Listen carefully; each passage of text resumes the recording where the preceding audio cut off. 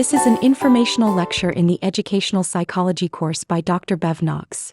It is titled, Special Education Explained. Special education is a set of services provided to students who experience exceptional learning needs. Governed by federal law, Individuals with Disabilities Education Act (IDEA), special education is defined as specially designed instruction at no cost to parents to meet the unique needs of a child with a disability. Special education services may be provided across a variety of educational environments to students who have an individualized education program, IEP. Eligibility for special education services requires that students have an identified disability that impacts their ability to learn and requires additional services and resources to effectively participate in school. Children who typically qualify for special education services include those with the following disabilities: intellectual disability, hearing impairments including deafness, speech or language impairments, visual impairments including blindness, serious emotional disturbance, orthopedic impairments, autism spectrum disorder, traumatic brain injury, other health impairments, specific learning disabilities, and developmental delay. Under the law, the IDEA ensures that regardless of a student's disability or level of severity, schools must provide an appropriate education to all children with a disability, ages 3 to 21. It also requires that the following 6 principles be provided for students who receive special education services. First, a free and appropriate public education (FAPE). This means a public education at no cost to parents/guardians or children designed to meet the individual needs of each student.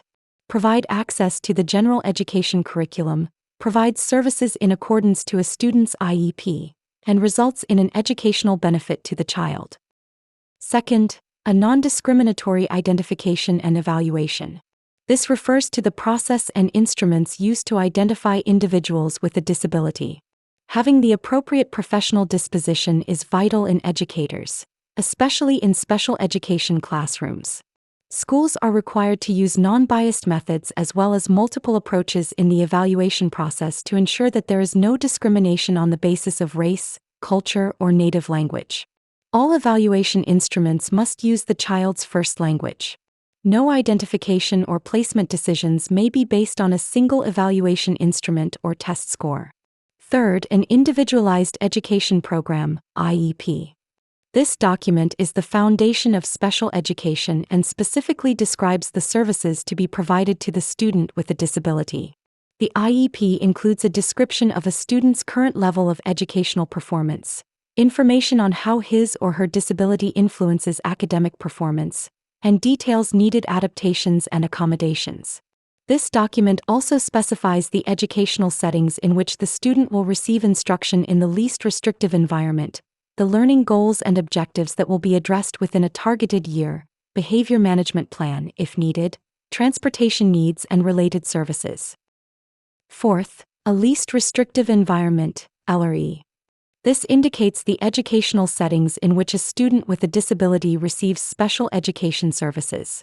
The assumption is that all children will be educated alongside their peers without disabilities, to the greatest extent appropriate. It is only when it is determined that a student's education cannot be achieved satisfactorily using supplemental aids and services in general classroom settings that alternative educational settings would be identified. At that time, the LRE might include special education services received part or full-time in a resource room setting, a self-contained classroom setting, and/or community-based settings. Fifth, parent participation. Parents of a child with a disability must be a member of any group that makes decisions regarding the placement and LRE of their child. Parents have a right to notification of all meetings regarding their child's placement, access to planning and evaluation materials, and notification of any planned evaluations. Both parents and students must be invited to attend IEP meetings. And 6, due process safeguards. These include the protections afforded to children and their parents under IDEA. Safeguards include obtaining parental consent for all evaluations and educational placement decisions, confidentiality of all records relating to a child with a disability, independent student evaluation at public expense, and due process hearings when the school and parent may disagree.